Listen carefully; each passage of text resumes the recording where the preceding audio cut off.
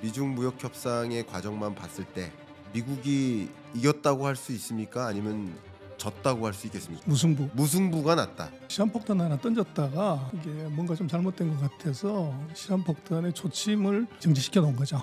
최근 미국 국채 금리가 급등한 배경에는 중국의 국채 매각이 있었다라고 풀이할 수 있는가? 없다. 없다. 결정적인 이제 패착이 뭐였냐면 바로 2008년 글로벌 금융위기였습니다. 거기서 중국이 이제 화들짝 놀란 겁니다. 이거 갖고 있어도 의미가 없구나. 그때부터 이제 중국으로서는 미국의 종이 돈을 갖고 있는 것에 대한 리스크를 생각하고 그걸 계속 줄이기 시작하는 거죠. 중국에 대해서는 위안화 절상을 적극적으로 요구할 만한 다른 압박 카드가 별로 없어 보인다. 소장님은 이 시나리오를 어떻게 그리십니까? 그거는요. 중국의 환율은 시장 환율이 아닙니다. 정부가 마음대로 조정하는 거예요. 그렇죠. 절상할 수도 있고 절하할 수도 있고. 그래서 그 시나리오는 안 맞는다. 초부터. 또 두 번째는 미국이 스테이블 코인에 정말 누구보다도 진심인 모습입니다. 그러니까 이것이 또 중국의 긴장감을 좀 가져다주는 요소가 될 것 같은데 재정적자를 빵꾸 떼기 위한 한 개의 수단으로 그걸 넣으면서 데코레이션을 아주 폼나게 국가 전략 자산으로 가져가고 이걸 이제 뭘 하겠다는 건데. 여러분 안녕하세요. 오늘 경익난과 토론합시다. 초대 손님 전병서 소장님입니다. 오랜만에 뵙도록 하겠습니다. 네, 안녕하세요. 예, 저희 채널에 또 오랜만에 오셨으니까 구독자분들께 인사 한 말씀 부탁드릴까요? 네, 오랜만에 뵙게 되네요. 김 박사님 채널은 저도 열심히 보고 있습니다. 아이고. 이 같이 토론하게 돼서 영광입니다. 예, 너무나 감사합니다. 제가 다짜고짜 이 질문부터 드려보겠습니다. 미중 무역 협상의 과정만 봤을 때, 혹은 지금까지 전개되는 양상을 봤을 때, 미국이 이겼다고 할 수 있습니까? 아니면 졌다고 할 수 있겠습니까? 무승부. 네, 무승부. 무승부가 났다. 미중 간의 무승부다. 그러면 왜 그렇게 평가하시는지 좀 질문드리겠습니다. 시한폭탄 하나 던졌다가 네, 이게 뭔가 좀 잘못된 것 같아서 시한폭탄의 초침을 정지시켜 놓은 거죠. 네, 그래서 이제 왜 정지시켰냐는 뭔가 불리는 게 있어서 그렇고 네, 폭탄 맞아서 죽어야 되는데 죽을 것이 않다는 게 하나 있는 거죠. 네, 그리고 초침을 멈추지 않으면은 이제 던진 쪽에서 더 큰 문제가 생길 수 있었기 때문에 네.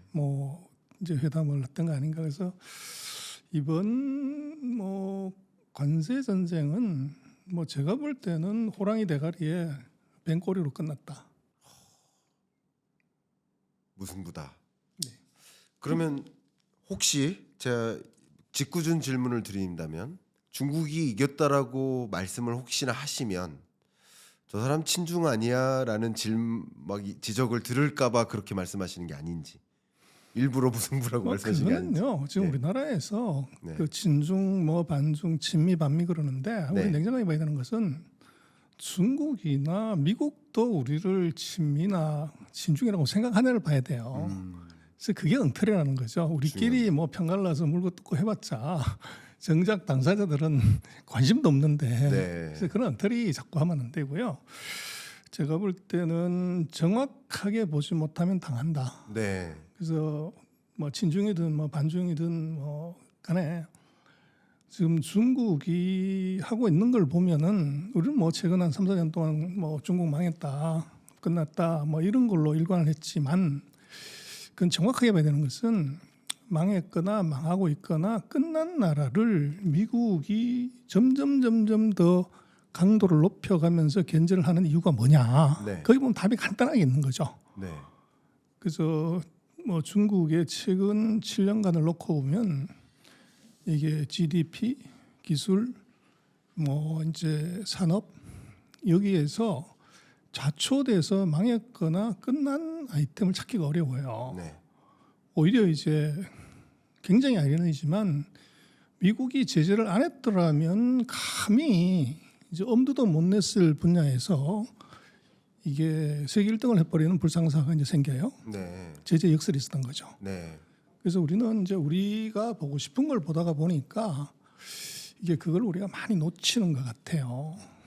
그래서 지금 누가 전 세계에서 지금 자동차 제일 많이 사냐? 누가 핸드폰 제일 많이 사냐? 노트북 제일 많이 사냐? 휴머노이드 로봇 누가 제일 많이 만드냐? 뭐 이랬을 때 답은 딱 한 가지로 다 귀결이 돼요. 네. 그래서 이제 우리가 그런 것들은 이제 놓치고 이제 중국에 대한 어떻게 보면 그 중간자적 입장에서 냉정하게 보는 것들을 우리가 안 보면 무슨 일이 벌어지냐? 돈을 앞에 놓고서 이성으로 대하지 않고 감정으로 대하면 돈을 못 버는 거죠. 네. 그래서 우리로 보면은 뭐 삼성이 핸드폰 중국에서 문 닫고 나갔고, 현대가 자동차 뭐 문 닫고 나갔고, 카페베네 뭐 화장품 뭐 이게 이런 마트까지 해가지고 우리가 다 나왔는데, 그래서 중국 망했다 우리는 그렇게 보죠. 근데 문제는 GM하고 포드하고 토요타하고 닛산하고 테슬라가 중국에서 문 닫고 나왔냐? 애플이 중국에서 문 닫고 나왔냐? 이게 에스트로드가 문 닫고 나왔냐? 월마트가 문 닫고 나왔냐? 스벅이 문 닫고 나왔냐를 보면 멀쩡하게 장사하고 있단 말이에요. 네. 그게 어떻게 된 거냐? 그래서 우리가 조금 그 우리 기준으로 보지 말고 미국 기준으로 중국을 보는 것이 정확하다. 네. 그래서 우리 많은 유튜브나 언론에서 얘기하는 걸 그대로 액면으로 믿고 들어가면 이게 우리로서는 뭐 그럴 수 있다고 생각을 하는데, 이제 다른 나라 기준으로 비교를 해보면 퀘스천이 크게 생기는 거죠. 너무 중요한 말씀 주셨습니다. 저희가 또 25년 이제 하반기를 달리고 있고 향해서 가고 있고, 특히 새 정부 출범과 뭐 여러 가지 우리 한국 경제의 기로에 서 있는 모습들을 봤을 때 중국을 제대로 보고 또 미중 간의 갈등을 또 제대로 봐야 또 우리가 어떻게 대응할지를 모색할 수 있기 때문에 여러분들이 혹여나 친중으로 혹은 친미로 생각하지 마시고 이 상황을 진단을 하시는데 같이 도와주셨으면 좋겠습니다. 그래서 제가 이렇게 한번 말씀드릴게요. 제가 왜 이런 말씀 드렸냐면, 오히려 그 미중 간의 무역 협상 과정을 보고 저는 어떻게 진단했냐면, 한번 제 말씀 들어보고 한번 평가를 좀 오히려 들어보고 싶습니다. 저는 미국이 이기지 못했다. 그러니까 미국이 진 건 아니지만 이기지는 못했다.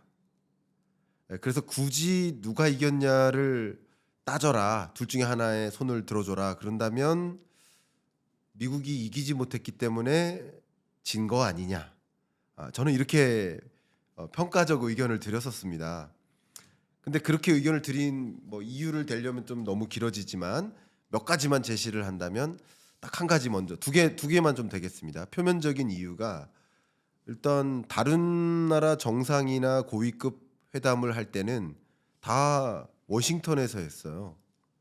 근데 중국만은 미국으로 불러오지 못했고 스위스에서 했고, 스위스에는 가장 대표적인 자유무역의 상징인 WTO가 있는 곳에서 했다.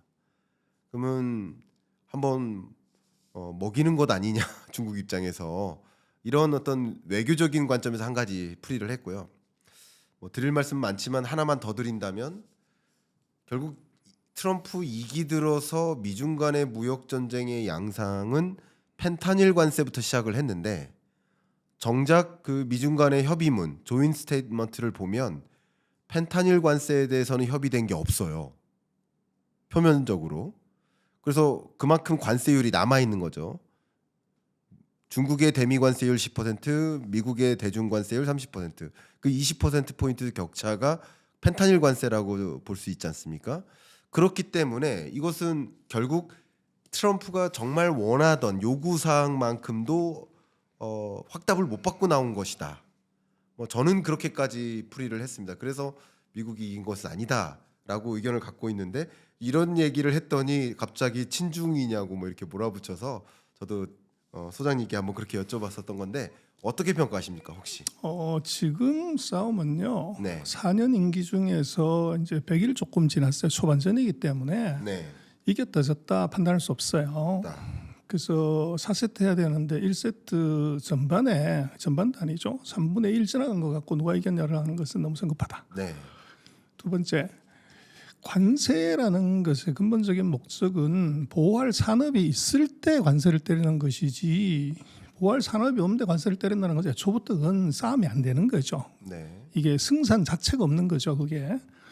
그래서 지금 트럼프의 관세 정책이 그러면 이게 4년 내내 그렇게 145%갈 수가 있냐? 전 세계를 상대로 갈 수 있냐 하는 것이 이게 근본적으로 갈 수가 없게 돼 있잖아요. 그래서 그게 이제 지속적이지 않다는 거고 중국하고의 문제는 이것은 이번에 보면 둘 다 똑같이 10% 내린 거예요. 펜타닐 20%도 이거는 네. 90일간 유예예요. 그런 변한 게 없어요. 네네. 다른 나라하고 똑같다고. 그래서 이거는 아무것도 이제 합의를 본 게 사실은 없다고도 봐야 돼요. 근데 거기에 이제 왜 그렇게 했냐는 것을 두고 봐야 되는데 그 첫 번째 아까 말씀하신 그 왜 스위스냐 뭐 그런 얘기를 하셨지만 네. 결국은 이제 이게 서로가 서로의 체면 살리기지 장소는 그렇게 중요하지 않은 것 같아요. 네.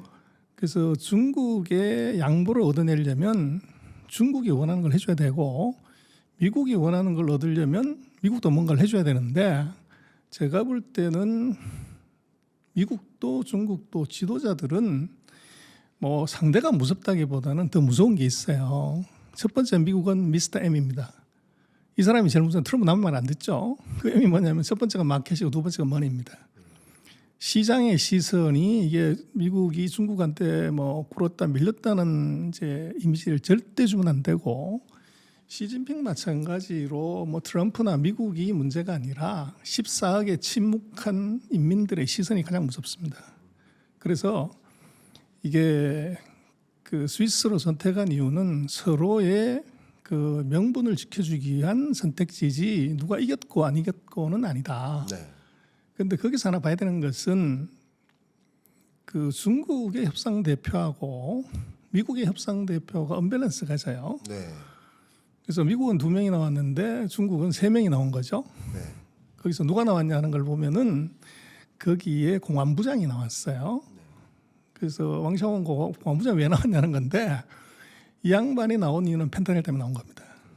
근데 미국은 펜타닐 담당자가 안 나왔어요. 그래서 이건 아직도 이제 국회 인준을 못 받아서 안 나왔는데 어쨌거나 이제 중국의 공안부장이 왜 나왔냐 하는 것은 상대가 카운터도 없는데 그건 시진핑이 제가 볼 때는 미국한테 줄 수 있는 선물을 준비하고 나온 거예요.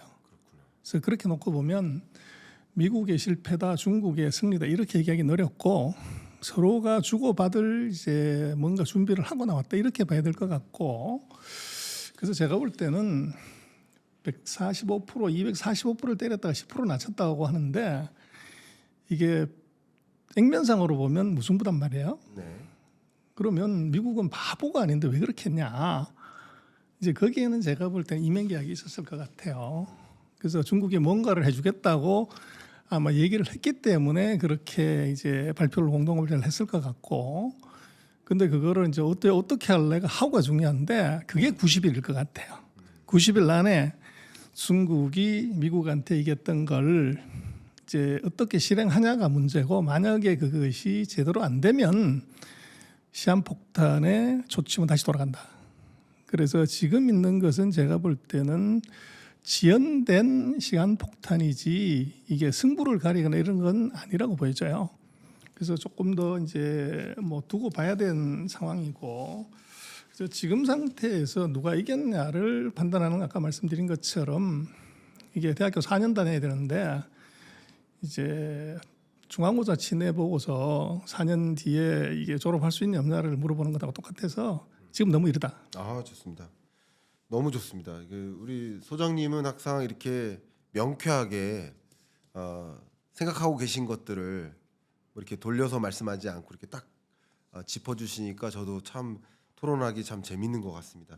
저도 어쨌든 말씀하신 것처럼 뭐 아직도 뭐 4학년 중에 1학기 중간고사까지 안 끝난 상황이지만 어쨌든 중요한 이벤트를 두고 누가 이겼는지를 여쭤본 것도 좀 우둔한 질문이었던 것도 같지만 그래서 그 이후의 경과를 좀 들여다보기 위해서 한번 말씀을 꺼내 본 겁니다. 여기서 제가 사실 말씀을 드리고 싶은 게 하나가 더 있는데 방금 말씀하셨던 것처럼 미국에서는 베센트 재무부 장관이 왔고 USTR 대표가 왔고 구직급으로 이렇게 스타를 매겨본다면 4스타와 3스타가 왔고 중국 입장에서는 경제부총리가 왔으니까 4스타가 왔는데 공안부장은 다소 한 2스타급밖에 되지 않지 않나. 그래서 외교적으로 보면 우리가 외교 회담 같은 거 할 때 보면 급을 보통 맞춰서 오잖아요. 예를 들면 뭐 와인잔 높이마저도 딱 맞추려고 노력하는 뭐 사진 찍는 그 자세나 여러 가지를 그렇게 하고 있는데 그래서 역시 미국이 조금 더 급했던 게 아닌가 하는 생각도 물론은 했었습니다. 근데 공안부장의 의미를 또 그렇게 말씀해 주셨고요. 그래서 이제 그게 조금 더 회담을 깊이 보면 네. 이제 미국은 장관급이 왔고 USTR 대표는 이제 차관이에요. 그렇죠. 그래서 재무부 장관이 왔는데 중국은 재무부 차관이 왔어요. 네. 그리고 USTR 대표라고 하면은 이제 중국으로 보면 그 상무부 차관이에요. 그래서 약간 급이 안 맞죠. 그렇죠. 근데 이제 그걸 커버할 수 있는 것은 베센트는 장관이지만 이게 허리펑은 부총리예요. 네. 그러니까 이제 부총리하고 차관하고 합치면 장관이 되는 거죠. 평균을 내면. 그래서 급을 맞춰온 것이다. 그래서 그런 건데 네. 제가 볼 때는 지금 그 차관 두 사람이 어떤 배경을 갖고 있냐가 중요해요. 그래서 이 두 사람 다가 유럽에서 유학을 했고 지금 상무부 차관 같은 경우는 지난번 1차 이제 회담 때 그 려허 부총리를 이제 수행해서 1기 때의 무역 협상을 다 팔로우했던 사람을 이번에 내보낸 거예요. 네. 그리고 재무차관 같은 경우도 이제 WTO 이쪽에서 오래 근무를 했던 사람이기 때문에 둘 다가 네. 이 협상 쪽하고 유럽에 굉장히 익숙한 사람들이 나왔고 둘 다가 영어가 아주 플루언트해요. 다 이제 유럽에서 MBA를 했기 때문에 그래서 지난번 같은 경우는 보면 려허 부총리 빼놓고는 나머지는 영어가 안 돼요. 그래서 이제 이번 같은 경우 다른 점은 이번에는 부총리 허리빵만 빼놓고 나머지는 다 영어가 되는 사람이에요. 그래서 이것도 이제 회담의 어떤 관전 포인트로 볼 수 있고 그래서 이제 그렇게 놓고 보면 미국은 협상을 지금까지 이제 중국하고 직접적으로 해본 적이 없는 이제 어떻게 보면 패기만만한 사람들이 나왔고 중국은 그 사이에 이제 굉장히 많은 준비를 한 이제 실무적으로 굉장히 능숙한 사람 그리고 랭귀지 배리어가 전혀 없는 사람들이 나왔다. 그래서 한쪽은 이제 첫 번 전쟁, 한쪽은 대단히 준비가 많은 이제 상태에서 전쟁에 나온 거 아닌가 싶고. 네. 그래서 뭐 그게 아까 말씀하셨지만 그 보는 관점에 따라서는 달라질 수 있는데 준비된 전쟁하고 조금 급조된 느낌의 전쟁 이제 그런 느낌 분명히 있어요. 그렇군요. 어떤 사회적으로 일어나는 현상이든 중요한 이벤트든 다각도로 우리가 그 현상을 좀 조망해 보는 의미의 토론을 진행하고 있는데요. 근데 제가 여러 군데 뭐 네. 가보지만 예. 지금 이 회담의 각도를 갖고 질문하시는 분은 김 박사님 유일합니다. 이 관점이 지금 다른 거죠. 그렇죠, 포인트가. 그렇죠. 남들이 안 보는 걸 지금 예. 김광석 TV만 이게 지금 보는 겁니다. 그러니까 다른 데는 말씀하신 건 누가 이겼냐, 누가 졌냐, 뭐 그렇죠. 이제 그런 얘기를 하는데 네. 뭐 굉장히 예리하게 보신 것 같습니다. 근데 어쨌든 이런 질문을 받으셨을 때도 당황하실 수 있는데 사실은 완전 소위 말하는 전문가들은 전혀 당황하지 않으시죠. 이렇게 멋있게 또 소장님만의 생각으로 진단해 주셨습니다. 자, 그러면 미중 간의 이 전쟁의 양상에서 어쨌든 미국 입장에서 보면 세계가 모두 지금 지켜보고 있지만 꿈틀꿈틀할 때가 있어요.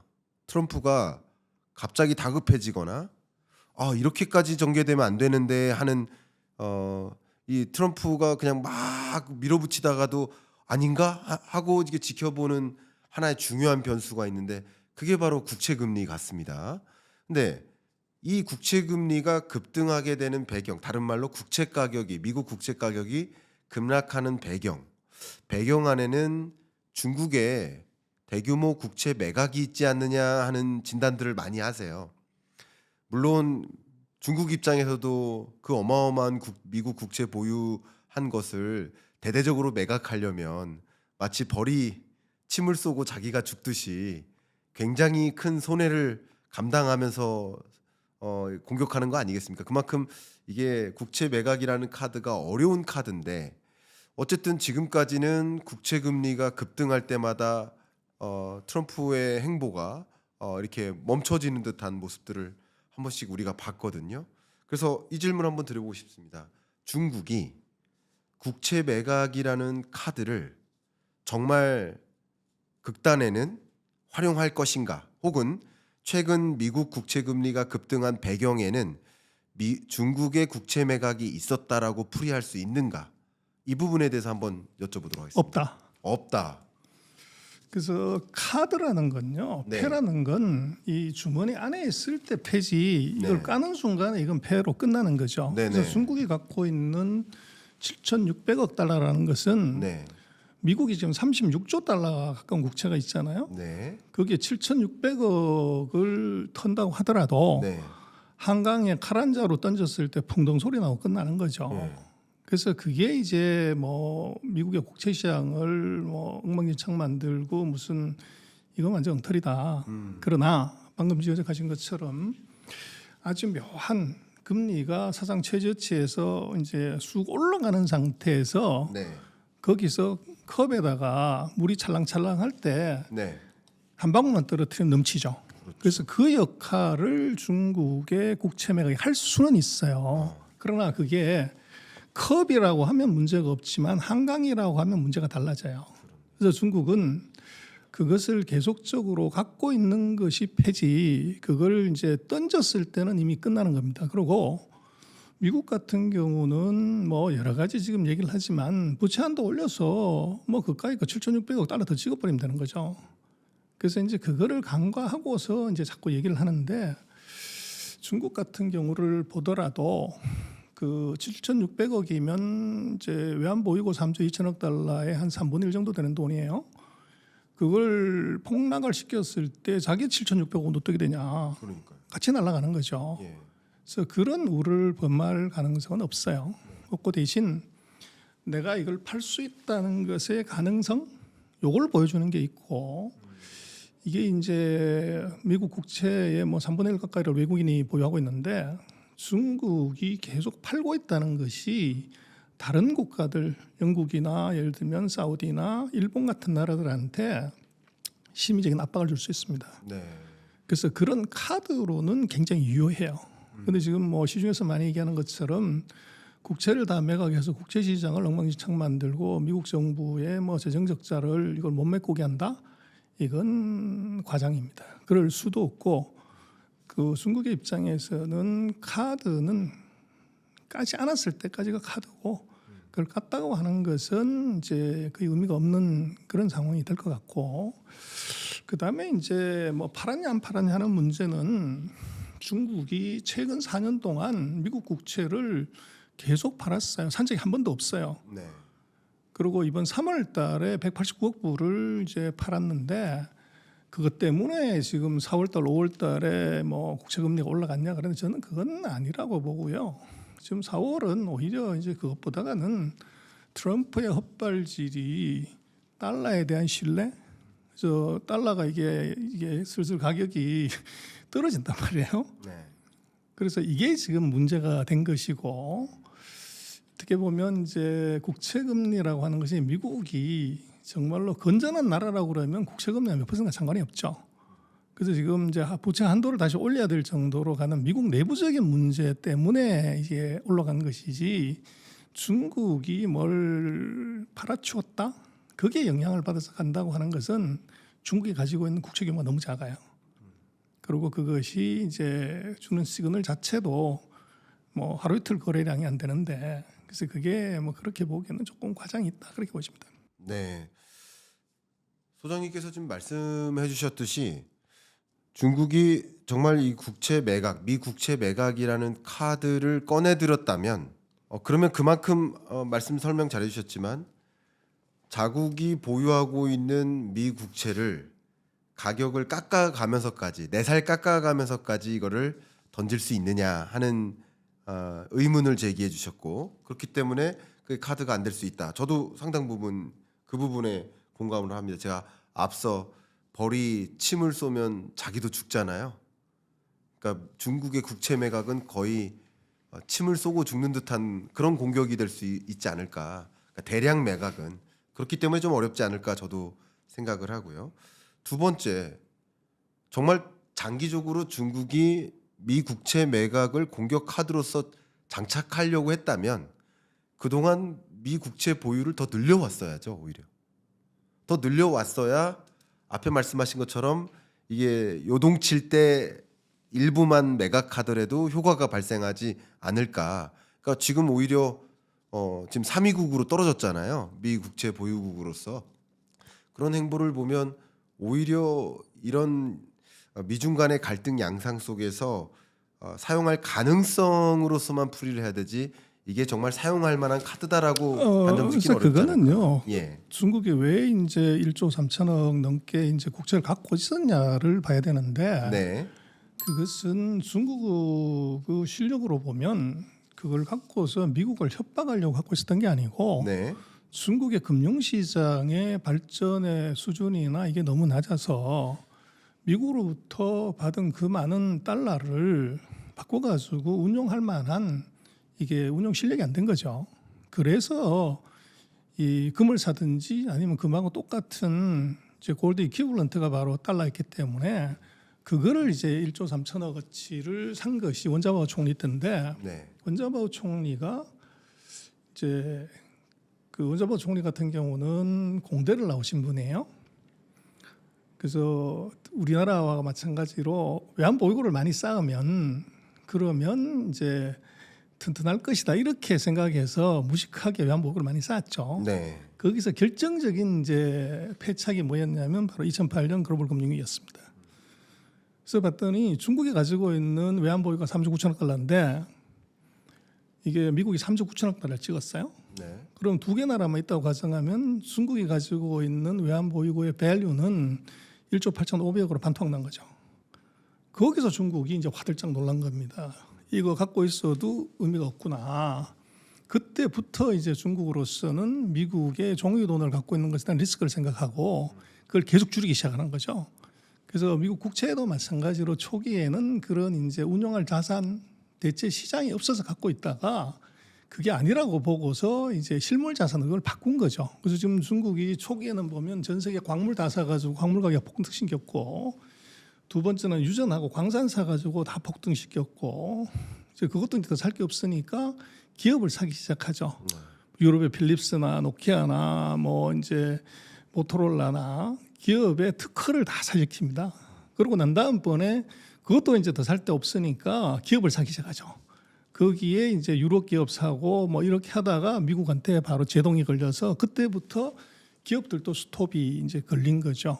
그래서 중국도 지금 이제 자체적인 금융시장을 확대시켜서 위안화를 이제 활용할 수 있는 그 시장을 만들어야 된다 이렇게 보는 겁니다. 보는 거고 지금 이제 뭐 국채는 제가 볼 때는 중국이 줄일 만큼 줄여놨기 때문에 그것은 무슨 미국의 금융시장 혼란을 노리고 준비했던 카드다 이렇게 보기보다는 중국의 금융시장 낙후, 자산 운용 실력의 낙후가 만든 이제 뭐 그 낮은 금리의 상품 이제 그런 정도로 이제 봐야 되는 그게 묘하게 트럼프 정부 들어가지고 이것이 국채 금리 상승을 보고서 거기에다가 제가 볼 때는 끼워 맞추다 보니까 이제 중국이 뭐 이런저런 뭐 이제 목적으로 갖고 있었고 그것 때문에 뭐 국채금리 움직였다 그렇게 해석하는데 그것은 제가 볼 때는 히스토리를 보면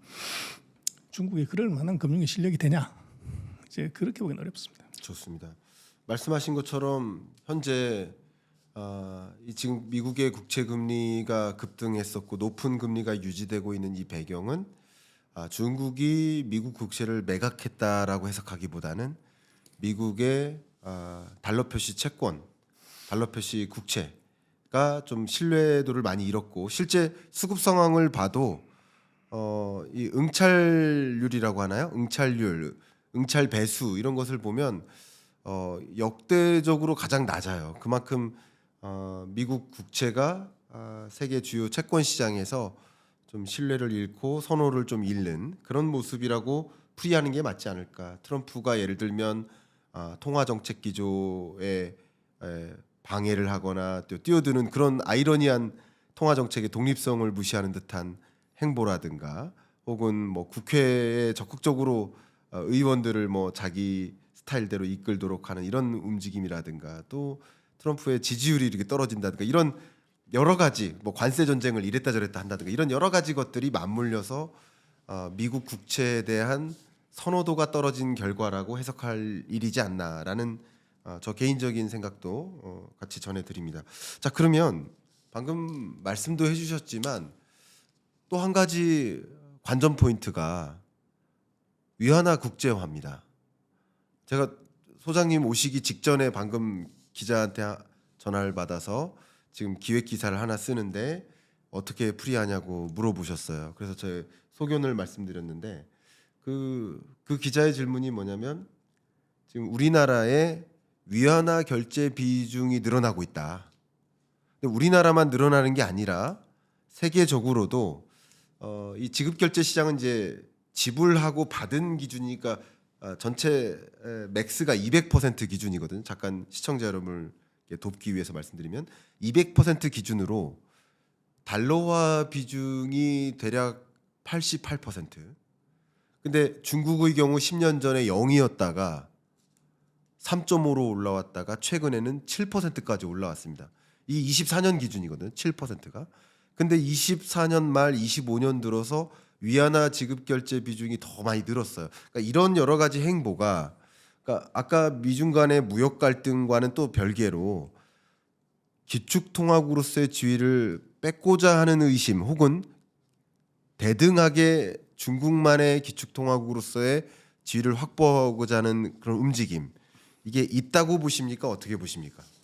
10년 뭐 15년 전부터 그렇게 중국이 원했지만 네. 말씀하신 3%라고 하는 미미한 점유율에 그쳐요. 네.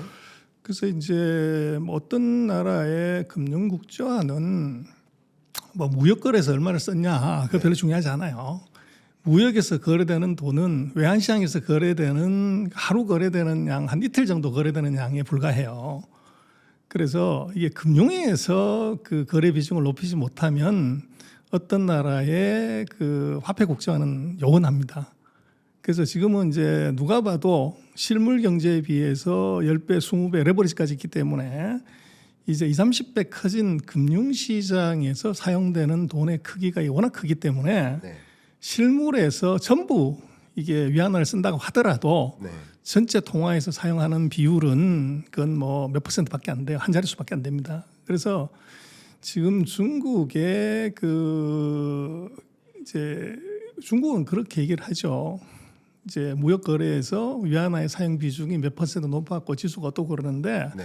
그거는 중국의 기준으로 보면 메이크 센스 해요. 그러나 국제 금융의 관점에서 봤을 때 경제라는 것은 실물 경제하고 금융 경제를 합친 건데 돈은 실물 경제도 쓰이지만 금융도 같이 쓰이잖아요. 네. 두 개를 합쳐서 비중이 얼마가 되냐 이렇게 보면 방금 지적하신 것처럼 네.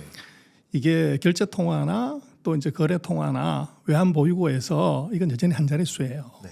그래서 그것은 지금 위안화 국제화라고 하는 것은 이것은 실제적으로는 이게 국가의 진정한 국력의 문제지 그게 뭐 대금을 얼마나 올린다 그런 문제는 아니에요. 다른 나라하고의 그 신뢰의 문제죠. 그래서 달러를 차고 위안화를 써야 된다고 하는 것은 첫 번째는 중국의 경제력이 일단 미국보다는 높아져야 돼요. 네. 그래서 그게 1번 순서고 두 번째는 그 돈을 뺏기지 않을 수 있다고 하는 군사력이 또 있어야 돼요. 그래서 군사력에서도 넘어가야 되고 그 다음 번이 이제 금융의 사용량이죠. 근데 중국이 지금 경제력이나 금융력에서 이게 미국의 뭐 30%에서 70% 정도 선이기 때문에 그게 이제 뭐 위안화 국제화는 이 지향해야 될 방향이긴 하지만 아직은 그건 큰 의미가 없는 거고 중국이 진정한 위안화 국제화를 하려고 하면 위안화를 사용하는 금융 상품 이게 있어야 돼요. 그래서 그걸 이제 못 만들면 뭐 중국이 작년에 무역 수입 흑자가 1조 달러입니다. 9,900억 달러거든요.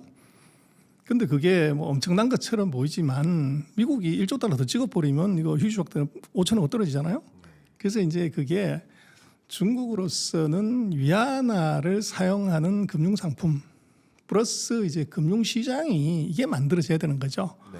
근데 그게 이제 한 15년 동안 중국이 트라이를 했지만 아직 이제 런던에서도 뭘 한다, 한국에서 뭘 한다 뭐 했지만 아직 제대로 안 되고 있고 물론 그 사이에 내부적인 사정이 있었지만 그래서 그것은 이게 미국이 뭐 제조업, 철강화학, 조선, 기계, 반도체 뭐 싹 다 해외로 갔는데도 잘 먹고 잘 사는 이유는 딱 한 가지죠.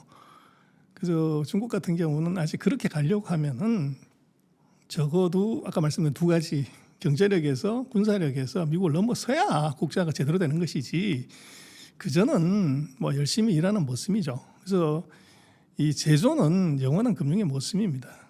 그래서 제조에서 돈을 벌었다고 해가지고 돈 번들 미국이 FRB 지하철에서 프린터로 그 번만큼 더 찍어버리면 반토막 나는데 그래서 그 메커니즘을 FRB 지하실에 프린터를 뺏어주지 못하면 위안화 국제화에 관한 것은 그것은 뭐 기사거리로는 몇 % 늘었다는 건 있지만 네. 이게 현실적인 이제 충격이나 이런 것들은 뭐 크게 의미가 없고 오히려 이제 지금 뭐 국제 경제를 보는 관점은 공급망이죠. 공급망은 돈하고 상관없이 이제 가는 거란 말이에요.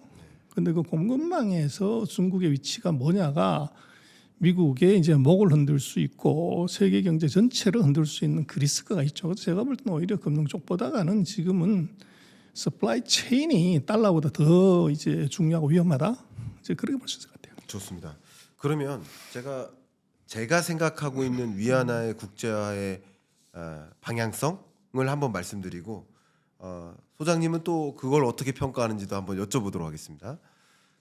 그러니까 저는 마치 세상에 두 개의 태양이 있듯이 약간 그런 느낌으로 지구가 둘로 쪼개지듯이 가고 그럼 지구가 둘로 쪼개지는데 한쪽 반 지구의 반은 달러로 또 한쪽 지구의 반은 위안화로 결제되는 비중의 흐름으로 가지 않을까 하는 양상입니다. 물론 제가 쉽게 말씀드렸지만 비중으로 본다면 3분의 2의 지구를 달러로 3분의 1의 지구를 위안화로 가져가는 양상이지 않을까라는 생각을 합니다. 일단 중국이 미국의 기축통화의 지위를 뺏는다기보다는 미국의 기축통화적 지위를 유지하긴 하겠지만 그게 흔들리진 않겠지만 중국은 중국 나름의 그 영역 내에서의 기축통화으로서의 지위를 가져가려는 움직임을 가져가지 않을까 이렇게 그림을 그립니다. 예를 들면 뭐 통계적으로 과거에 그랬으니까 앞으로도 그럴 거야라는 주장은 아니지만 최근 통계적으로도 보면 미국의 달러의 지위가 흔들리진 않았어요. 근데 재밌게도 미국 달러화를 제외한 나머지 기축통화국들 엔화, 뭐 유로화, 캐나다 달러화 혹은 뭐 그밖에 나머지 뭐 캐나다 달러 다 포함해서 이들은 계속 슈링크합니다. 그러니까 달러는 비중이 줄지 않고 나머지 기축통화국들은 비중이 줄고 위안화의 비중은 올라오는 이런 그림이어서 저는 결국 한 가지 첫 번째 질문은 어쨌든 중국은 기축통화국으로서의 지위를 갖고자 하는 의지를 갖고 있는지에 대한 질문.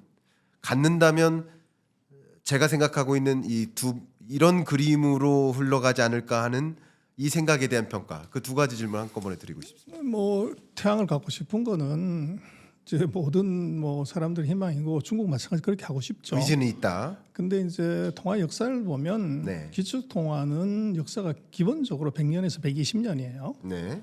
근데 미국이 이제 70년대부터 어떻게 보면은 이제 시장을 장악했기 때문에 그 시간이 아직 과거의 기축 통화의 그 역사에 비추어 보면 아직 3분의 2, 뭐 7할 8분 응선에 왔다고 봐야 되고 네.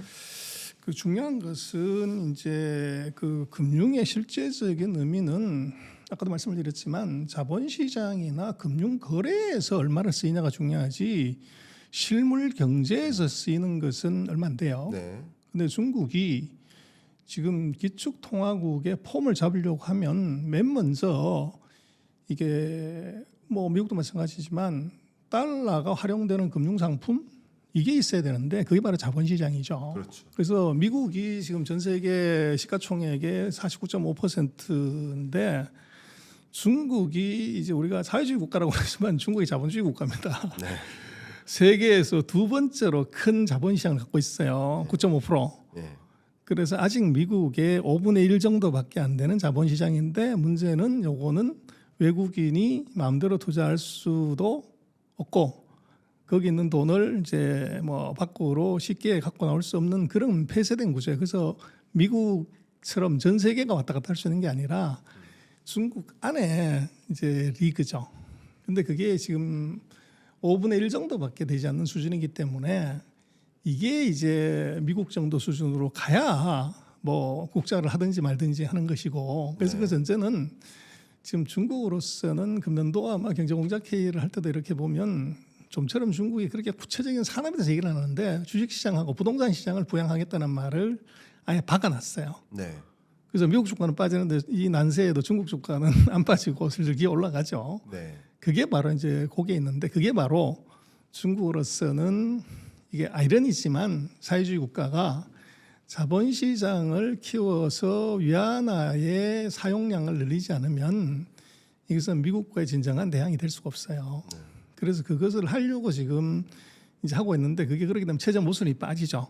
근데 중국이 아주 말 바꾸기를 잘하는 것이 이들이 시장 경제라고 그럴 때 시장 경제라고 얘기를 안 하고 중국 특색의 사회주의 시장 경제다 이렇게 이제 슬쩍 바꾸는 거죠. 네. 그래서 지금은 이게 중국으로서는 그 하고는 싶더라도 이게 자본주의 뭐 시장 경제, 금융 경제가 250년 된 역사를 갖고 있는데 중국은 이제 90년에 처음 이제 자본시장이 생겼어요.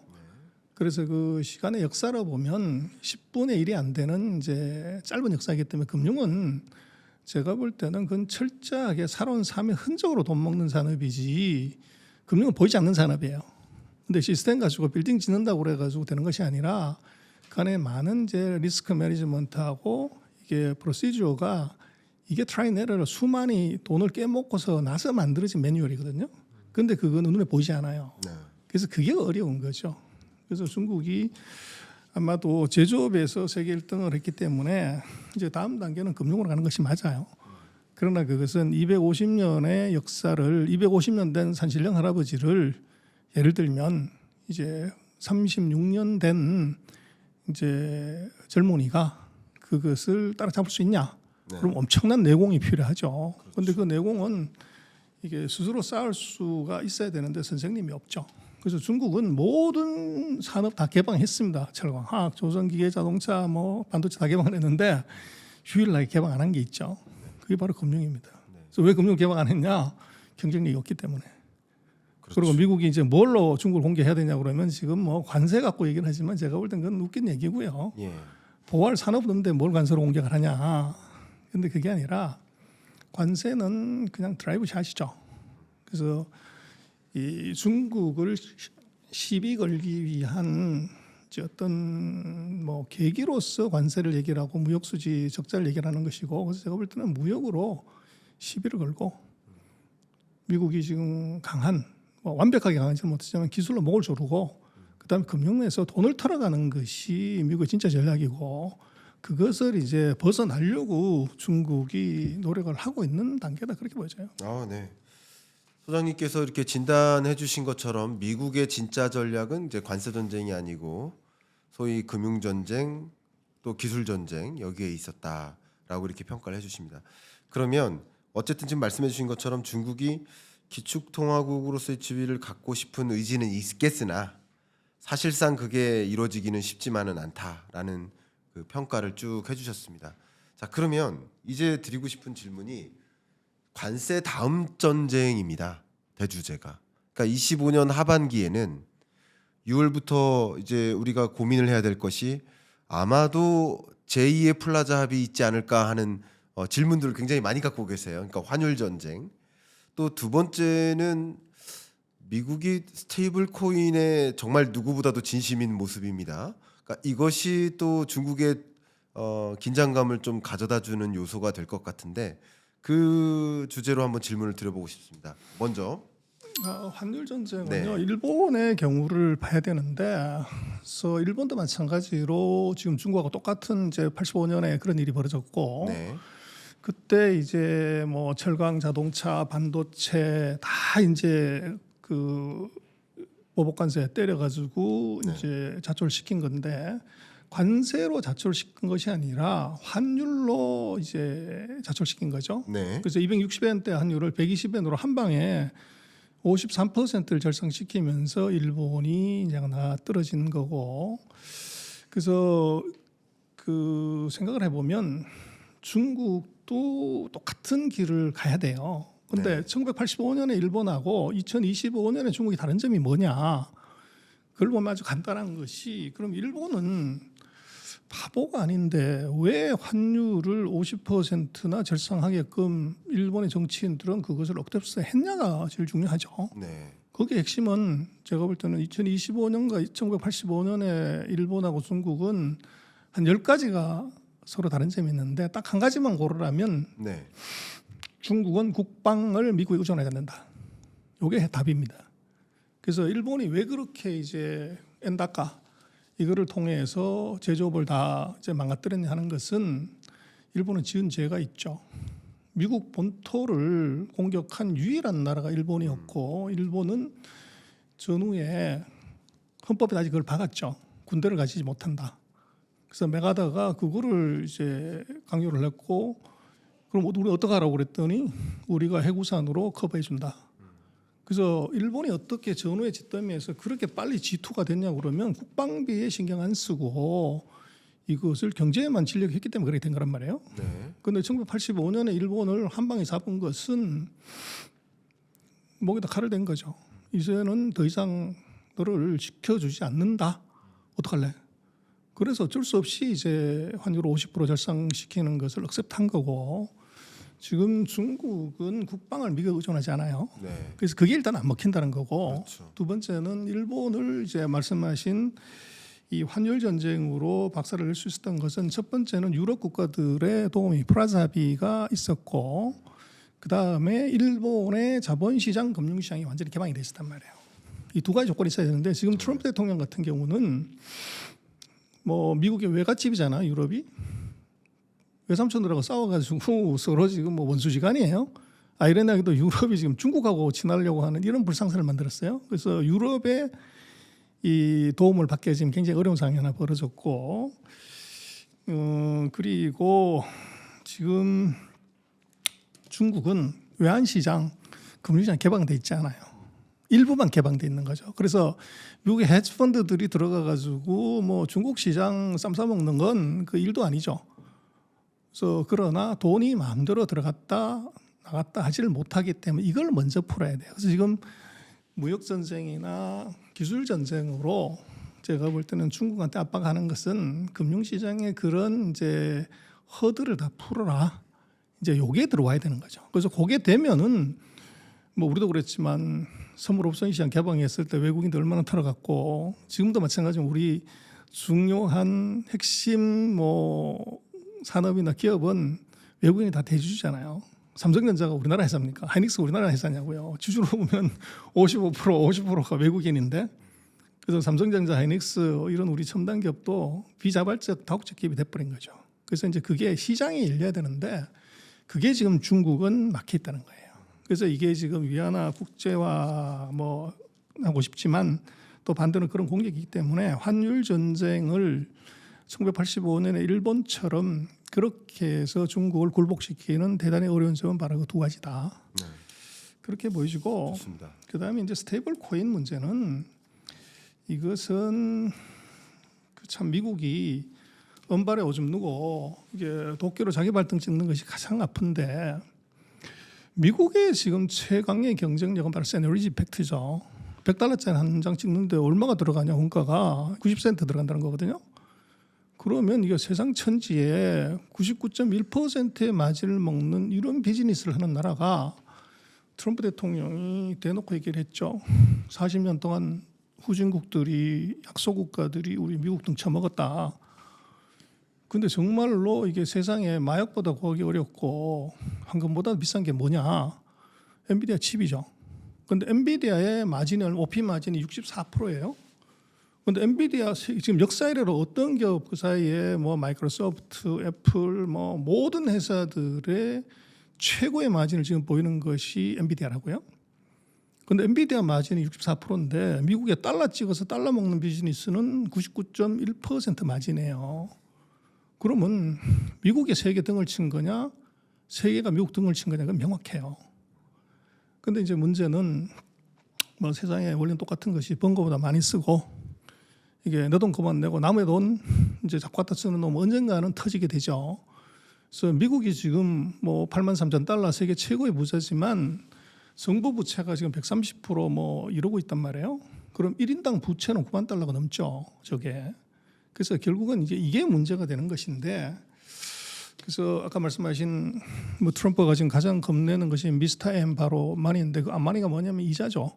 금리가 뛰는 순간에 뭐 정치고 뭐고 다 날아가는 그런 상황인데 문제는 지금 스테이블 코인이라고 하는 것이 정말 80대신 어르신이 코인 비즈니스 알까요? 누군가가 이제 어드바이스를 한 것이 제가 볼 때는 각하 재정 적자가 제일 문제고 국채금리 올라가는 게 제일 문제고 외국인이 더 이상 국채를 안 사서 계속 팔아치워서 금리 올라가는 게 문제인데 이거 한 방 해결할 수 있습니다. 뭐냐? 스테이블 코인이라는 것이 있는데 언더라이잉 어셋으로 달러를 집어넣으니까 가상화폐가 뛰면은 그걸로 우리가 이게 재정 적자를 메꿀 수 있다.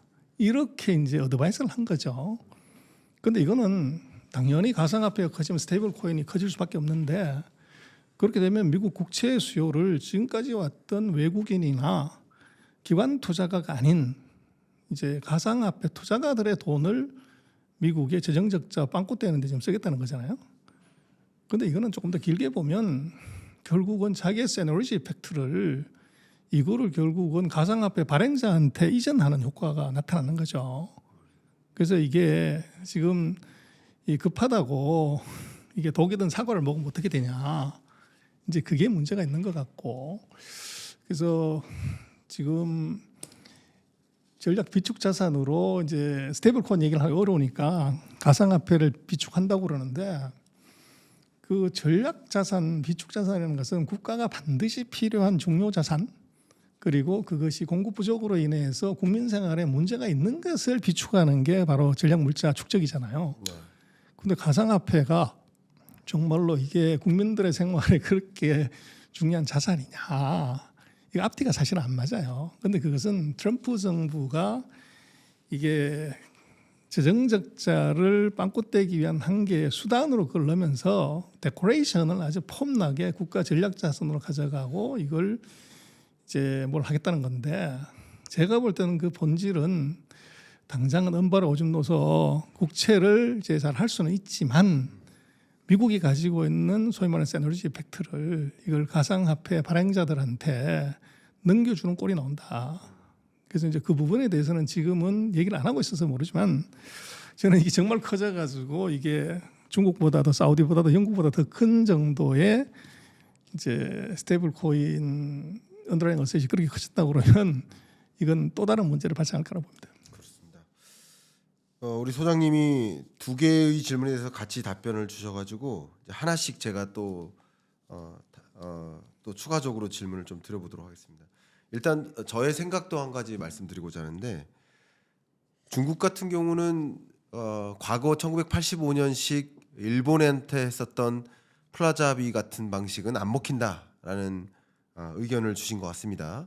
그러니까 저도 역시 그런 부분 굉장히 많이 공감하고 소위 그 플라자 합의 또 오는 거 아니냐 하는 여론이 이렇게 생기게 된 굉장히 중요한 하나의 배경이 또 스티븐 미란의 보고서였었는데 그 보고서상에도 보면 역시 이런 관세 압박 혹은 그 밖에 다른 여러 가지 압박을 통해서 상대국의 통화 가치를 좀 절상시키려는 요구를 해 나갈 것이다라는 뉘앙스로 이야기가 많이 있습니다. 근데 그 중에 좀 핵심이 되는 한 가지 키워드가 자주 등장했었던 키워드가 말씀하셨던 것처럼 디펜스 엄브렐러예요. 그러니까 이 방위라는 영역에 있어서 일본이나 한국 같은 경우 또 그 밖에 여러 국가들은 미국이 의존적이니까 그래서 미국이 방위 의존적인 나라에게는 방위와 관련된 압박을 취해 나가면서 그러면서 원화 가치, 엔화 가치를 절상하라는 압박을 취할 수는 있을 거라고 봅니다. 근데 중국에 대해서는 정작 중국에 대해서는 위안화 절상을 적극적으로 요구할 만한 다른 압박 카드가 별로 없어 보인다라는 점에서 중국이 정말 위안화 절상 압력을 받는다 하더라도 그걸 동조해 줄까? 그건 또 아니라고 생각이 되고, 또 한 가지 트럼프 일기 때도 중국이 미국에 대한 그 관세 보복을 받을 때마다 위안화 가치를 떨어뜨려서 완전히 그 관세 전쟁을 무력화시켰지 않습니까? 그렇기 때문에 역시 지금도 위안화 가치를 절하하려는 움직임들, 예를 들면 뭐 LPR, 뭐 기준금리 성격의 LPR을 낮춘다든가 유동성을 더 공급한다든가, 물론 자국 경기 부양책의 성격도 있겠지만, 그렇기 때문에 중국은 위안화 절상 안 받는다라고 생각을 합니다. 그러면 저는 어떤 생각이냐면, 위안화 가치를 절상시키지는 못하지만, 그러니까 궁극적인 타겟은 건들지 못하지만 나머지 국가들의 통화 가치를 절상시킴으로써 결과적으로 달러 가치를 약세화하지 않을까. 그럼 결과적으로 상대적인 위안화 가치는 절상되는 효과가 되지 않을까. 그러니까 직접적으로 공격을 못하지만 곁가지를 침으로써 결국 공격을 하는 그런 모습이 되지 않을까 하는 그림도 좀 그려봅니다. 왜냐하면 25년 하반기에 가장 중요한 많은 분들의 관심사가 이 환율 전쟁이기 때문에, 소장님은 이 시나리오를 어떻게 그리십니까? 그거는요, 중국의 환율 메커니즘을 이해를 해야 되는데, 네, 그걸 이제 한국이나 미국이나 일본처럼 같이 하면은 그렇게 해석을 할 수가 있어요. 네, 근데 중국의 환율은 시장 환율이 아닙니다. 정부가 마음대로 조정하는 거예요. 그렇죠. 절상할 수도 있고 절하할 수도 있고. 그래서 그 시나리오는 안 맞는다. 애초부터 네. 정부가 생각해서 절상이 필요하다 그러면 그냥 절상할 수 있고, 네. 전라가 필요하다 그러면 플러스 마이너스 2%에서 전라를 할 수도 있어요. 네. 그래서 이제 그것은 이제 환율 결정 메커니즘에 대한 차이가 있다는 것을 전제로 깔아야 되는데, 같다고 보면 그렇게 얘기할 수 있지만 다르다고 보면 그건 어차피 안 먹히는 거고. 네. 지금 그 환율 전쟁이라고 얘기하기는 조금 이제 지금 어려운 것이, 아까도 말씀드렸지만 미국, 중국 같은 경우가 전일 종가에다가 21개 통화, 복수 통화 바스켓에다가 그다음 플러스 알파를 해요. 그래서 달러가 절상이 되든 절하가 되든, 만약에 중국이 자기네 통화를 절하로 시키면 달러 비중을, 강자 통화 비중을 확 줄여버리면 되는 거죠. 네. 또 반대로 절상을 하려면 강자 통화 비중을, 달러 비중을 확 높여버리면 되는 거고. 근데 그 가중치가 얼마냐 하는 것은 그건 국가 비밀이에요. 인민은행 총재만 하는 거죠. 네. 그런데 그게 끝이 아니라 거기다가 플러스 알파를 한다고, 경기 대응 인수라는 걸 넣어가지고 거기다가 절상을 시킬 수도 있고 절하를 시킬 수도 있어요. 그래서 중국은, 그럼 생각을 해보시면 최근 뭐 2, 3년 동안에 중국은 무역수지 흑자가 계속 늘었다고. 작년 같은 경우도 거의 9,900억 달러, 1조 달러 흑자가 났다고요. 그럼 외환보유고가 3조 2천억 달러인데 그럼 이론상으로 환율이 33% 절상이 되는 게 맞죠. 그런데 환율은 계속 절하가 됐다고. 그게 무슨 얘기냐? 정부가 의도적으로 절하를 시킨 거죠, 수출 감소 때문에. 그래서 이것은 하반기의 환율이, 미국의 환율이 어떻게 돼가지고 중국의 환율이 어떻게 될 거다 하는 것은, 그것은 답이 맞지 않는다. 그리고 절상이냐 절하냐 하는 문제에 있어서 이제 조금 더 봐야 되는 것은, 중국이 절상을 했을 때 내수 경기에 도움이 되고 GDP에 도움이 되면 절상합니다. 그래서 지금 중국 같은 경우는 금년도에 대미 수출이 0이 된다고 가정을 하고서 경제정책을 운영하는 것이기 때문에 환율을 일정한 부분 절상시킬 가능성이 높아요. 그래서 그렇게 되면 수입 물가가 떨어지고 내수 경기가 좋아지고 이러기 때문에, 그래서 이제 그거를 어떻게 할 거냐 하는 문제는 그 이제 내수 경기의 활성화의 정도에 따라 다르고, 또 중국이 요거를 협상의 카드로 쓸 수도 있어요. 우리가 환율을 절상을 시킬게, 이렇게 하면 미국으로서는 폼이 무진하고 또 이제 수출 경쟁력이 약화된다, 이렇게 볼 수가 있죠. 네. 근데 지금 아까 말씀하신 것하고 우리는 자꾸 수출에 포커스를 해가지고 뭐 이게 이렇게 얘기하는데, 그게 조금 다르게 봐야 되는 것이, 수출이 지금 중국 GDP에서 차지하는 비중이 한 17%, 19% 그거밖에 안 돼요. 그래서 나머지 83%가 내수라고요. 그래서 환율이 10% 절상이 되면 내수가 그만큼 좋아지는 거죠. 그래서 과거처럼 그렇게 이제 GDP의 뭐 63%가 이제 무역이었던 것하고는 시절이 좀 다르다, 이게 있고, 또 하나 지금 생각이 되는 것은 한 10%를 절상을 시키면 어떻게 되냐. 그러면 수출이 문제가 될 수는 있지만 지금 미국 GDP의 70% 레벨인 이제 중국의 GDP가, 이건 달러로 계산하는 거란 말이에요. 그러면 77%가 돼버리니까 가만 앉아가지고 만약에 20% 절상을 시키면 84%가 돼요. 이게 그래서 지금 최근 3년간 중국이 어렵다 뭐 이게 미국 대비 비중이 떨어졌다는 것은 달러로 환산해서 환율을 계속 절하시켰기 때문에 그렇게 나온 거고 만약에 환율을 절상을 시켜버리면 중국 GDP가 미국 GDP의 85% 넘어가요. 거기다가 정상적인 성장률 5%를 간다고 하면 2, 3년 안에 중국 GDP가 미국 GDP의 90% 넘어가는 불상자가 생길 수 있어요. 환율 절상이 되면. 그러면 어떻게 되냐? 전 세계가 미국 GDP의 90% 되는 중국에 줄을 대려고 하는 놈이 줄 설 수 있는 가능성이 있어요. 그래서 지금 이제 환율 절상에 관한 문제는 첫 번째는 환율 절상은 중국 같은 경우는 일본이나 한국처럼 시장 환율이 아니기 때문에 이것이 미국의 입김이 이것을 시장 환율로 전환시키지 않는다고 하면 이건 중국의 정부의 의도대로 움직이는 것이지 시장하고 이게 괴리가 굉장히 크다. 그게 있고 그리고 지금 아까도 말씀드렸던 것처럼 환율의 절상을 중국이 과도하게 하는 것은 독이지만 적당한 환율을 내수 경기에 어떻게 보면은 도구로 쓰고 미국과의 협상에서 미국의 체면을 살려주면서 자기네는 내수를 부양하는 카드로 쓸 가능성은 있어요. 네. 그러나 이것이 뭐 일본처럼 50%를 절상시 이런 건 있을 수가 없고 원래 중국이 4년 전인가 6.3에서 시작을 해가지고 지금 7.2까지 계속 한 15% 하락시켜놨어요. 그래서 요거를 한 15% 절상을 시킨다고 하더라도 사실은 제자리로 돌아오는 겁니다. 그래서 그 정도는 뭐 중국이 미국과 협상에서 5%씩 한 3번 정도를 더 내릴 수 있는 가능성이 있죠. 네. 말씀하신 대로 미국 측의 정말 적극적인 요구는 어쩌면 그의 1단계에 해당되는 좀 시장 개방, 시장 환율화 해달라라는 요구는 분명히 있을 수 있겠지만 그것마저 쉽지는 않아 보입니다. 그리고 역시 말씀하셨던 그 두 번째 주제 스테이블 코인 같은 경우도 결과적으로는 이 지니어스 액트를 좀 들여다보면 역시 핵심이 민간 기업이 스테이블 코인을 발행할 때 그 받은 그 달러를 미국 국채에 투자할 수 있게 되어 있기 때문에 미국 국채를 적극적으로 매수할 수 있는 어떤 하나의 카드로선 사용할 수 있겠다. 좀 급해 보인다 이런 표현도 저도 해드리고 싶습니다.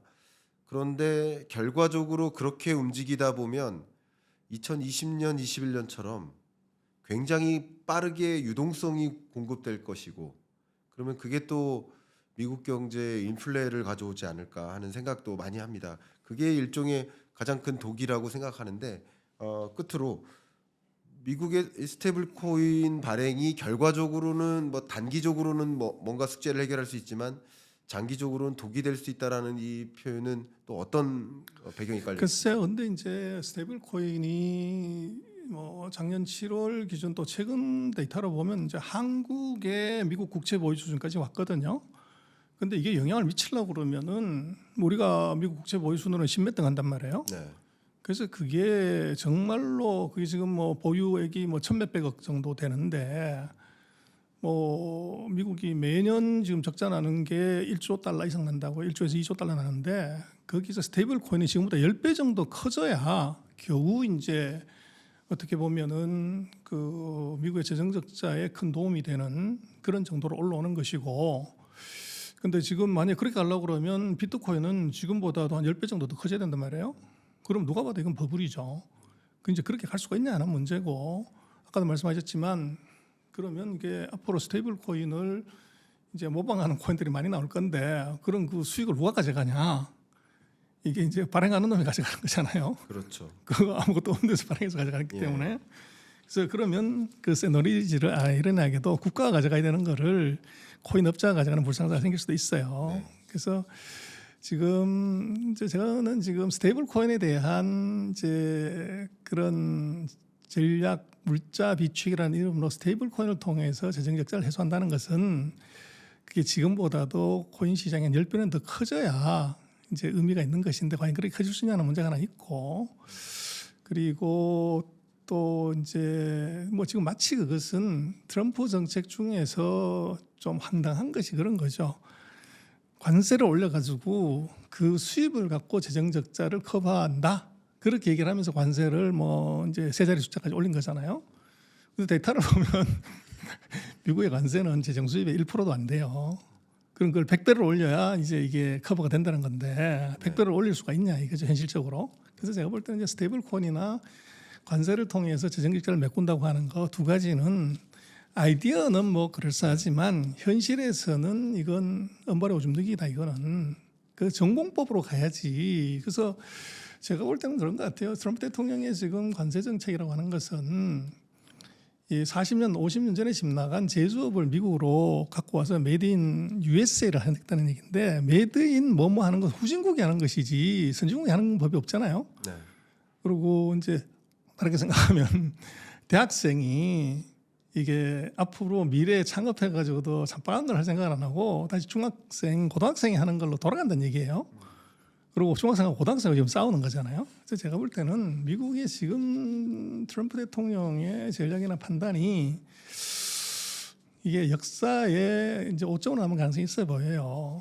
그래서 선수는 뒤에 오는 놈 발 걸어가지고 잡아뜨려서 못 오게 하는 것이 선수냐, 아니면 뒤에 오는 놈은 오게 두고 앞으로 두 걸음 더 나아가서 뒤에 오는 놈이 앞에 놈을 절대 못 따라갈 것 같다는 좌절감을 줘서 이제 굴복시킨 것이 맞냐 그러는데, 예를 들면 그런 것 같아요. 지금 반도체를 중국이 만들지 못하게 장비, 기술, 제품, AS 다 제재를 하는데 그게 아니라 세미컨덕터가 아니라 슈퍼컨덕터를 만들어야 되는 것이고, 지금 컴퓨팅이 아니라 이것은 이 퀀텀을 해야 되는 거죠.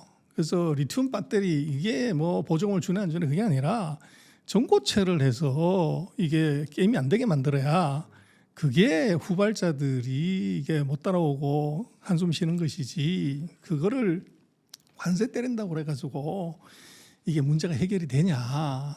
그래서 그렇게 놓고 보면 결국 리더의 판단이나 이것이 굉장히 중요한데, 그래서 그것이 맞냐 틀리냐는 제가 볼 때 전문가한테 물어볼 필요가 없어요. 세상에 가장 정확하고 예리하고 한 번도 틀린 적이 없는 게 있잖아요. 박사 중에서 닥터만이라고. 돈이 정확하게 얘기를 해주는 거죠. 그래서 주가가 떨어진다고 하는 것, 그게 답이 있다. 그래서 우리도 삼성전자 주가가 왜 빠지지? 10만 원에서 5만 원까지 뭐 여전히 잘하고 있다고 얘기를 하는데, 나중에 지나가 보니까 이게 메모리에서도 이게 굉장히 떨어져 있고, HBM에서도 떨어졌고, 핸드폰에서도 1등 못하고, 뭐 이런 것들 1년 지나가지고 이제 그게 알게 되잖아요. 네. 그래서 돈이 먼저 답을 주는 거죠. 그래서 트럼프 대통령이 취임하고 나서 지금까지 미국 주가가 나스닥이 슬슬 흘러내려요. 이거 어떻게 봐야 되냐. 제가 그렇게 놓고 보면 결국은 트럼프 정책의 답은 그건 주가에 있다. 그래서 주가가 빠지거나 흔들리거나 밑으로 가게 되면 그것은 바른 방향이 아니다. 이제 그건 뭐 6개월, 1년 뒤에 아마 팩트가 나올 때 알 수가 있는 거죠. 그래서 지금으로 놓고 봐서는 제가 볼 때는 트럼프 대통령의 그 많은 정책은 첫 번째 앞뒤가 안 맞는 것이 너무 많다. 그리고 누가 봐도 이것은 이제 즉흥적인 것 같은데 그것을 엑스큐션하는 스텝들이 보면 전부 이제 초보자들이죠. 그러다 보니까 그 수업료를 누군가는 내야 되는데 누가 내냐 그러면 저지르는 건 이제 장관들이 저지르고 그 피해는 국민들이 처절하게 몸으로 받아내야 되는 거잖아요. 그게 이제 주가에 나타나는 것이죠.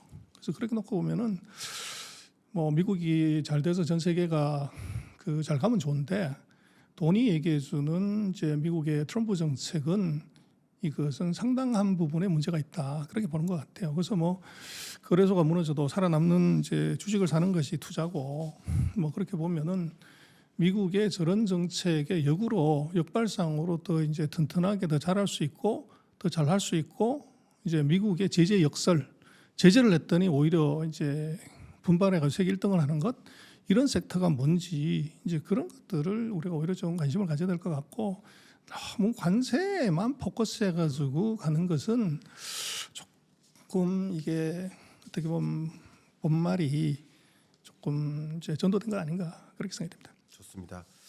우리 소장님하고 질문지가 이렇게 마련돼 있는데 1시간 동안 질문지 하나도 질문 못 드리고 여러 가지 대주제를 가지고 대화를 좀 나눠봤습니다. 강 PD님이 화내실 네. 것 같습니다. 아닙니다. 무슨 말씀을요? 제가 그렇게 안 갔는데요. 제 의도도 그렇고요. 저는 이렇게 여러 관심 있는, 또 여러분들이 관심 있어 할 법한 그 대주제로 이렇게 질문지 없이 막 대담하는 걸 참 좋아하고 참 유익한 시간이었습니다. 저희가 미국에 대해서 또 미중 갈등에 대해서 이렇게 깊이 있게 1시간여 동안 대화를 나눴던 이유는 어쨌든 우리 한국의 의사결정자들의 대응, 기업의 대응, 정부의 대응 아닌가 저는 그런 생각인데요. 끝으로 또 많은 그 의사결정에 직접 참여하시는 분들이 많이 계시니까 좋은 한 말씀 주신다면 이런 미중 간의 갈등 또 중국의 뭐 추격 혹은 기술 추월 뭐 이런 여러 양상 속에 우리가 어떻게 헤쳐나가야 될까 좋은 한 말씀 드린다면. 뭐 제가 그럴 수는 못 되고요. 그 트렌드를 보면은 새 정부가 들어서고 우리가 해야 될 일이 굉장히 중요한 변화가 있을 것 같아요. 네. 뭐 보통 얘기하는 패러다임 시프트. 지금 트럼프 대통령이 취임하고 나서 나타난 변화, 거기에 대응하는 중국을 놓고 보면 한국이 최근 40년 동안 해왔던 우리 수출 구조, 공급망 구조를 다시 설계해야 된다. 네. 최근 40년간 우리는 미국한테는 소비재를 팔고 중국한테는 중간재를 파는 것이 우리의 생산 패턴, 수출 패턴이었지만 트럼프 대통령이 메이드 인 USA를 얘기를 하고 중국이 이제 내수 중심 성장을 한다, 소비 중심 성장한다 이렇게 되면 우리는 그간의 40년의 패턴을 바꿔서 미국의 중간재를 팔고 중국의 소비재를 팔아야 되는 쪽으로 우리 공급망 설계 다시 해야 돼요. 그런데 우리는 지금 관성의 법칙에 의해서 그게 안 되죠. 그래서 지금 우리로서는 아마 새 정부가 들어서면 거기에 대한 준비 또 실행 방안 이거를 제대로 해야 미국과 중국에 제대로 대응할 수 있고 미국과 중국의 이 정책에 맞춘 돈을 벌 수 있죠. 그래서 미국에 여전히 우리가 소비재 팔고 이 중국의 생산재를 판다고 하면은 우리 무역은 이제 굉장히 큰 애로사항을 겪을 수밖에 없죠. 그런데 그것은 우리가 지금 정책이나 제도나 제품 포트폴리오에서 이게 안 맞단 말이에요. 근데 그걸 누가 바꿔주냐고는 기업도 노력해야 되지만 정부가 거기에 맞는 정책을 가져가야 되고 또 제가 볼 때는 지금 최근 3, 4년 미국이 좋았는데 그건 보면 미국의 빅테크들이 AI에 투자를 그렇게 하면서 거기에 파생되는 효과로 이제 주식시장도 좋고 뭐 다 좋았단 말이에요. 근데 지금 트럼프 대통령은 뭐 거기에 별 관심이 없기 때문에 오히려 빅테크들을 압박하는 쪽으로 들어갔고 최근 4년 동안 완전히 잡아놨던 중국의 빅테크들이 1월 20일에 시진핑이 보면은 빅테크 기업들하고 간담회를 하면서 이 판을 완전히 바꾼 것 같아요. 그래서 앞으로 아마 3, 4년 동안은 중국의 빅테크가 기업의 분발 플러스 정부의 지원 때문에 투자가 폭발할 가능성이 높아요. 그래서 우리로 보면은 그리고 거기다 플러스 해가지고 중국이 내수 중심 성장을 한다고 하면 이제 우리 내구 소비재들의 판매를 그래서 지금까지 우리가 탈중국의 능사라고 얘기했지만 이게 아니라 이제 진중국을 다시 고민하고 또 중국의 내수 시장을 어떻게 이제 공략할 것인가를 정말 피 터지게 연구하고 이제 봐야 될 것 같아요. 네. 끝까지 이렇게 좋은 말씀 정말 감사하고 저도 중국 경제에 대해서 또 미중 갈등에 대해서 들여다보는 한 사람으로서 미처 생각하지 못했던 그런 여러 측면들을 또 한번 생각해 볼 수 있는 계기가 된 것 같습니다. 오늘 토론 말씀 정말 감사하고 또 한번 차후에 초대를 또 드리도록 하겠습니다. 예, 그렇게 감사합니다. 네, 고맙습니다. 감사합니다.